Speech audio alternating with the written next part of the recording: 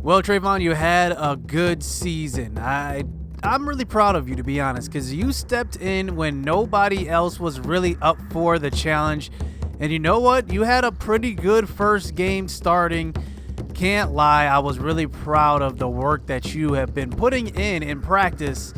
And really, I just wanted to get, victories towards the end of the season. And we were winning with Adam Miller, and that's kind of why I did not go back to you. And it's no hard feelings. He just gave us the better chance to win. Well, Coach, I am a team player, but I got to admit, I'm going to be entering my name into the transfer portal. The NCAA has said that I can be ruled to be eligible next season because we were just a startup program. So I will be leaving, and I probably will be joining Tulane next season. Well, I got to admit, the rumors, they were floating around, and I'm not mad at you. I'm just proud that you're making grown men decisions and moving on and doing what's best for you. I hope that you have a good time at Tulane, and I hope your next 2 seasons are great. We're going to miss you a lot here, and you know what? We only hope for the best for you.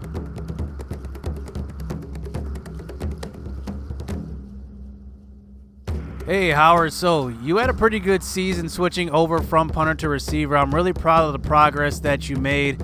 Wait, Coach, before you say anything, you just straight up disrespected me this year. I was the best rated receiver that we had going into this season, and I barely touched the ball. I barely saw the field.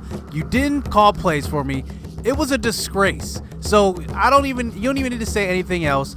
I'm entering my name into the transfer portal. I do not want to play for a coach who won't even play his best guys. Just ridiculous. So I will be moving on to play for Marquette. Coach Brett Favre already knows I'm on the way. I've already entered all the paperwork that I need to submit to the NCAA, and I'm good as gone. I'm sick of this place. Whoa, Howard. We gave you all the opportunities you could have. You just didn't take advantage. You can be mad all you want, but what you saw on the field was a product of you and only you. You didn't work hard enough in practice. You slacked off. You thought you should have been always getting the ball. This is on you. Well, Coach, we'll see next year when I'm on the field dusting your defense. We'll see what you got to say then.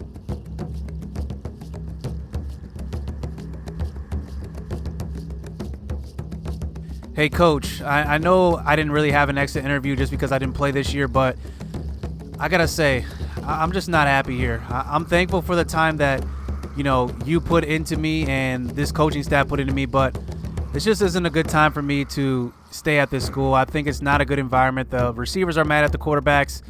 The quarterbacks are leaving. It just doesn't seem like everything's in order, and I just got to get out of this toxic environment. So I'm entering my name into the transfer portal, and I think I'm going to Tulane. I just need a fresh start, and I think that's the best situation for me. I'm sorry, Coach. I got to go. Well, I can't say I'm not disappointed, but I'm proud of you, Dallas. I mean, you're making your own decision, but you were going to be the starter next year. Are you sure you want to leave? I mean, this is the perfect situation for you to kind of establish yourself as that guy next to Marlon on the receiving core. I mean, the spot's wide open for you. Sorry, Coach. I gotta do what's best for me, and this is what's best. I got to move on.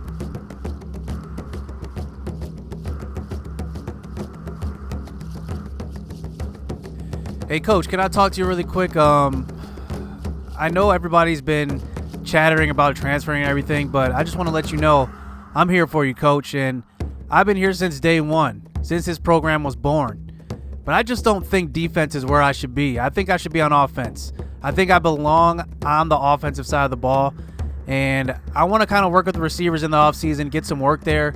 It's not that I don't like playing defense, but I think I can just be used a lot more on offense. And I mean, 2 years ago, I was pretty good. I was one of the best players on offense, and last year it just didn't seem like I made too much of a difference, but I think I can make a difference at receiver.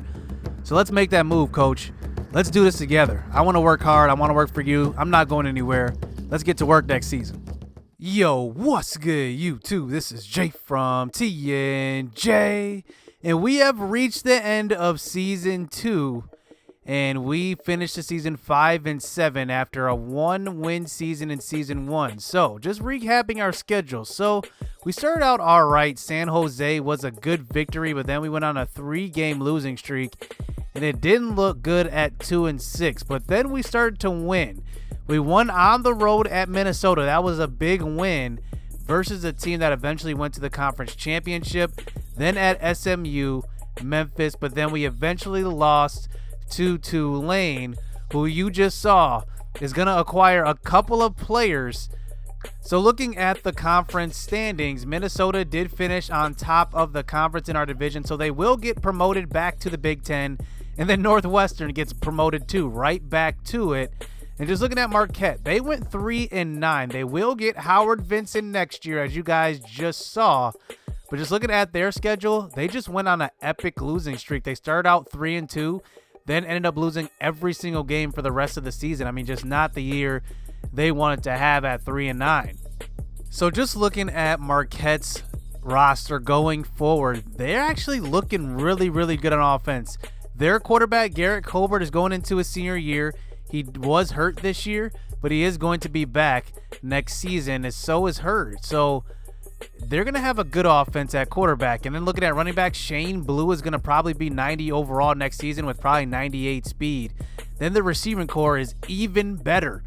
Preston Warwick will be in the low 90s come next year. He had a pretty good year this year, 5 touchdowns, 700 yards. Pretty much the same season he had last year. Then they have Richard Fields, who's going to be in the low 80s. Then they have a senior graduating. So Howard Vincent's going to have a hard time vying for playing time, because then they have 2 freshmen here that are going to be sophomores, Ronaldo Church, Chris Brock. They're really deep on offense. And then they have Jamara Fitzpatrick at tight end. He's going to be good. And then Nate Henderson is a freshman. So they're going to be really, really deep on the offensive side of the ball. Defense is where they struggle. In particular, their secondary. They have 2 young freshmen here starting at cornerback this year, and that's probably what hurt them. They were always in games, but then they're going to lose their star right outside linebacker, Parsons. He's a senior. Behind him is Corey Smith, so I guess they won't have too much drop-off, but then they have 2 senior middle linebackers, and they have Parrish backing them up. Then they have a senior left outside, so plenty of guys leaving. So looking at Tulane's offense and who Trayvon Davis is going to probably have to throw to next year, Darius Bradwell, their starting running back, is going to be gone. He's a senior. Hutterson, the backup's going to be gone. That's going to put a lot on Amari Jones, the sophomore running back who will be a junior next season. He's got the speed, but he just does not have the experience. Only 5 carries this past season. At receiver, well, they don't really have too much talent. Robertson is going to be graduating as well. He's 85 overall. But behind him, DJ Owens had a good season last year. He's a junior. He's graduating. Valiant, he's a sophomore. And Lance Lloyd. So, really, Dallas Martin's going to have a hard time fighting for playing time here as well. But we'll see. You know, this is an interesting team. I don't expect them to make a huge leap, but they do have a good recruiting class coming in. So, we'll see how they do. So no All-Americans for the Whitetails this season. Yarbrough was probably the closest. He finished his first team All-Conference for the 2nd straight year. 1,200 yards, 96 receptions. He did go up in touchdowns. He went down in receptions and yards, though, almost 400 less than last season. But, you know, his touchdown total did go up. And you never know. He could be, there might be a rumor out there that he might be declaring for the draft. So you don't know come next season. After next year, he's still got to play one more year if he will declare. I guess we'll see.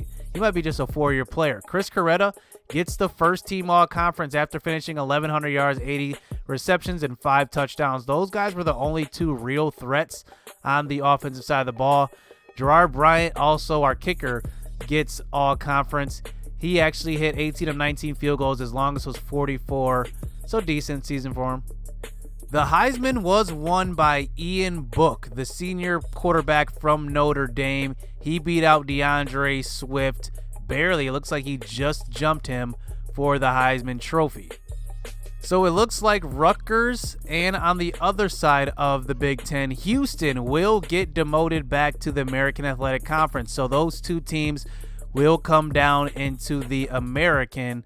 But let's just look at who did come home with the national championship. It was a battle between Notre Dame and Michigan, the rivalry there, and Notre Dame comes away with the 3-point victory. As let's just look at the stats here, and they both had a big games on offense. Michigan went for 492.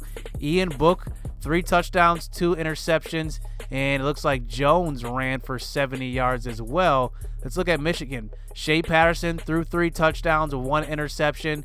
Samuels ran for 100, and it looks like 3 receivers each had a touchdown, including Black. So let's just look at our stats here to end this season.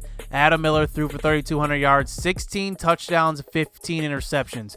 Trayvon Davis actually threw for 4 touchdowns and 0 interceptions. So he's 49 overall. He's going to need to improve quite a bit to even start, but I'm sure he's going to be working with some new coaches in the offseason. We'll see how well he improves. Going over into rushing. Well, this was the one spot on our offense that just could not get going all year, no matter who was behind the quarterback. Jabari Blaze ran for 350. Beck ran for 170 and a touchdown. And this was just a department that we had to improve on. Howard Vincent was lined up at running back a little bit. He got 2 touchdowns on the year, but he's not going to be here anymore. And then Yarbrough, we tried to get him something, but we really couldn't. Maybe we just need to add some depth to the running back position and definitely improve the O-line.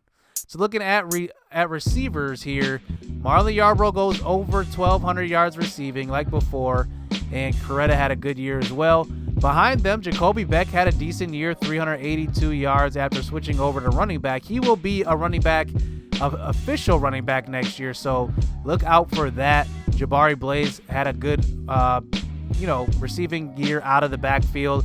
Fabian, who's going to be missed, one of the most underrated players in this entire 2 years. He had 25 receptions this year, but he was just a security blanket for both years. He was on the squad, so he will be missed. Howard Vincent's going over to Marquette. Good luck to him. Rodney Ross returns to the starting lineup, replacing Vincent, and he did have half the receptions that he had last year, and he didn't have any touchdowns, so definitely a big dip his second year. I'm actually surprised to see no offensive lineman gave up more than 9 sacks. And that's actually a good thing because, usually when I play these dynasties, I have at least one guy that's given up a lot more sacks than others. And it's usually a tackle. I'm surprised to see guards giving up so many right here. I want to commend Prince Price, though. He had a great freshman year, only giving up 7 sacks at right tackle. He was blocking the best pass rusher on the opposing team. He had a really good year. So did Robert Brooks. Now, he was the left tackle. He's not the greatest of pass blockers, but he just does well in games. He's 70 pass blocking. I'm actually really, really excited for this offensive line going forward.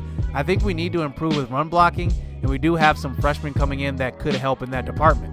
On the defensive side, Marvin Woods led the team in tackles with 59 total, with Tucker Okonkwo right behind them. Eddie McMahon was 3rd, but I think these are just empty stats. He was just doing a lot of cleanup duty. He did not make plays, in the backfield at all. He didn't have any. He had 1 tackle for loss. That just shows you right there. And let's just compare that to Ryan Robinson. Ryan Robinson had 3 interceptions, 3 pass deflections, 2 tackles for loss, 2 assisted, and 38. You could just see the impact that he's having on games, and it's just not the same impact I see from Eddie McMahon. So I'll need to see some improvement in year 2. He may even, lose his spot. You never know. We'll have to see in camp who's going to show up. Quintaris Jones at cornerback, he had actually a really good year. He had 2 pass deflections and an interception. He was actually doing a pretty good job on the left side of the defense after switching over from the right. Let's just look at our sack leaders now. Alvin Ebicelli had 4 on the year, and Shaq Royal had 4. 3 of those came in 1 game. I want to see some improvement from Shaq Royal in year 2. I was definitely expecting a lot more, but we'll see. Justin Jameson had 3 sacks from the defensive tackle. Patrick McGee had 1 big game and then kind of cooled off. So I definitely want to see our pass rushing get better.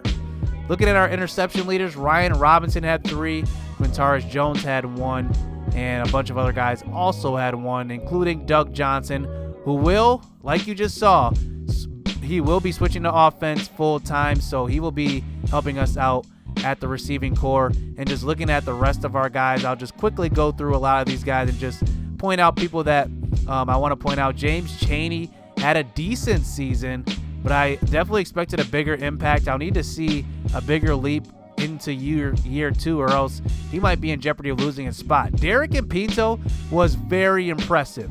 He led our team. Actually, he was second in our team in tackles for loss at the defensive. He was more of a 5 technique because he did play all across the line. And you know what? He did well. And his attributes don't really say that he's a great defensive lineman, but he actually had a really good year. He made plenty of tackles in the backfield, and especially in big situations, that's definitely what you want to see. So let's look at the rest of this defense and just see anybody that really stands out. Doug Johnson had 20 tackles from the slot in the nickel corner position. Adam Smith will now have to step up. I don't know if he's going to start at the nickel, but he's going to be in contention for that nickel spot. And then a bunch of guys on special teams that got some tackles here, and not really too much here. So now that Howard Vincent will be transferring, and so will Dallas Martin, well, that gives us 3 open slots here. Actually 2, with Yarbrough being the number 1 and Jacoby Beck moving over to running back. That opens up a lot of competition in camp at receiver. Howard Vincent moving on. Fabian's going to be graduating. He's a senior. Dallas Martin's moving on to Tulane. Beck over to running back. Yarbrough will still be number 1. But then behind them, we're going to be looking at Anthony Swanson, the redshirt freshman. Now, he's one of our best route runners on the team at 70. I expect that to go up to at least 75 after training in the offseason. And then Slade Richards, who was one of the original receivers on this team. And then along with a couple other guys, like Rodney Ross will still get some playing time, and he will probably end up starting. I'm not sure. His attributes don't say it, but he's going to be on the field quite a bit. And then the red shirt freshman, Bryce Alexander, who we kind of used to get to his brother, Zane, and we'll see how he does. So I want to highlight a few guys going into next year. And these are guys that I think will have an impact right away as freshmen. Brad Robinson is the first. He's a defensive tackle, 6'3", 270. He's got a lot of strength, and look at the power moves at B. His block shedding is decent for a freshman. I think he's going to have a big impact on this defensive line, especially since we need to stop the run. Blake Childress is another one. Now, Blake Childress, he's an all-around guy. He's got good pursuit. He's going to have decent tackling. He's going to need to improve his play recognition. He's not a great cover middle linebacker, but he's going to make an impact. Andy Jones will likely come in and start from day 1. He's a JUCO transfer, and he will likely be probably at that nickel position. I'm not really sure right now, but right now he's our best rated cornerback that we have coming in. Zane Alexander, I'm not sure if he's going to play year 1. He's going to come in with a high man coverage, but a very low zone coverage. So we'll see what he does.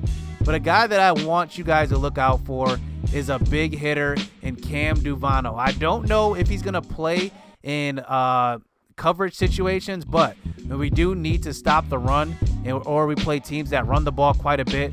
Cam Duvano is going to be in the box, and he's going to be making tackles. He's not a big hitter. He's at 49 hit power, but his play recognition alone is going to get him playing time, and I want to see what he can do. And then one more on the offensive side of the ball, Francis Smith.